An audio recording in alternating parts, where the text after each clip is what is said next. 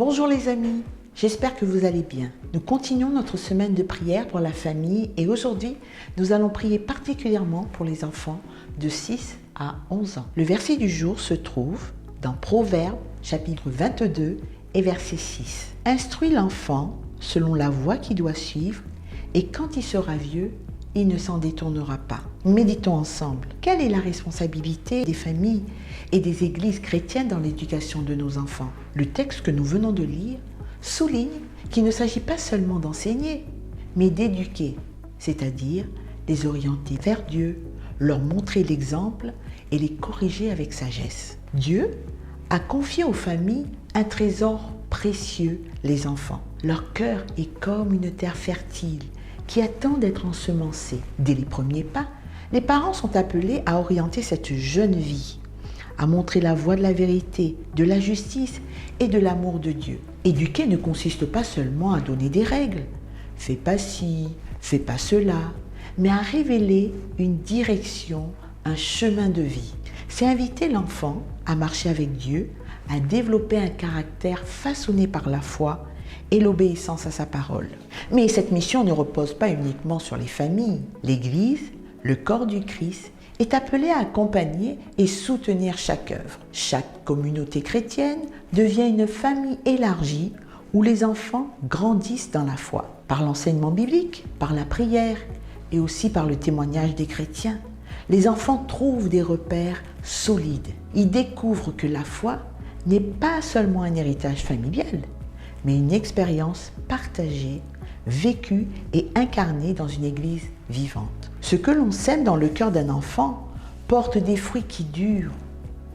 Même si parfois il s'éloigne, la semence de la parole reste vivante. Elle agit dans le silence, rappelant toujours la voie à suivre.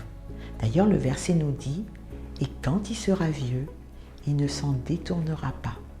Voilà pourquoi la responsabilité éducative de chacun et de chacune des personnes qui gravitent autour de nos enfants est une œuvre de patience, de persévérance et de confiance en Dieu. Pour conclure, aujourd'hui, cette parole biblique donne espérance, encouragement.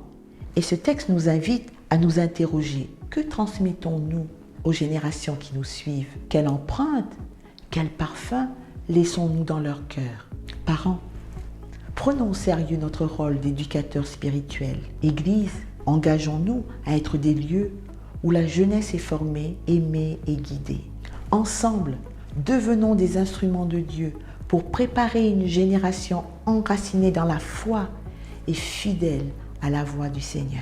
Aujourd'hui, prions pour le développement intellectuel et le succès scolaire de nos enfants, qu'ils aient de bonnes amitiés, de bonnes fréquentations, qu'ils forgent un caractère d'obéissance, de discipline, de joie, de confiance. Et prions pour une protection sur leur vie. Et avant de nous quitter, prions ensemble. Seigneur Tout-Puissant et Père aimant, Tu es la source de toute sagesse et le guide de nos vies. Tu nous confies nos enfants comme un trésor précieux et Tu nous rappelles d'enseigner à chacun la voie qu'il doit suivre. Donne aux parents, s'il te plaît Seigneur, la patience, la force et la persévérance pour instruire leurs enfants dans la vérité de Ta parole. Aide-les à être des modèles vivants de foi, des témoins de Ton amour et des porteurs de Ton espérance. Seigneur, bénis aussi Ton Église afin qu'elle soit une véritable famille spirituelle, un lieu sûr où chaque enfant et chaque jeune découvre Ton amour, où la foi grandit et où les dons s'épanouissent. Nous Te présentons nos enfants, garde-les dans Ta lumière, protège-les des pièges du monde et rends-les solides dans la foi, qu'ils marchent fidèlement avec Toi toute leur vie. Seigneur, fais de nous, parents et communautés, des éducateurs remplis de sagesse, de tendresse et que nos efforts portent des fruits éternels. Dans le nom de Jésus, nous t'avons prié. Amen. Continuons à prier aujourd'hui pour nos enfants et nous nous retrouvons demain pour prier pour nos adolescents. Que Dieu vous bénisse.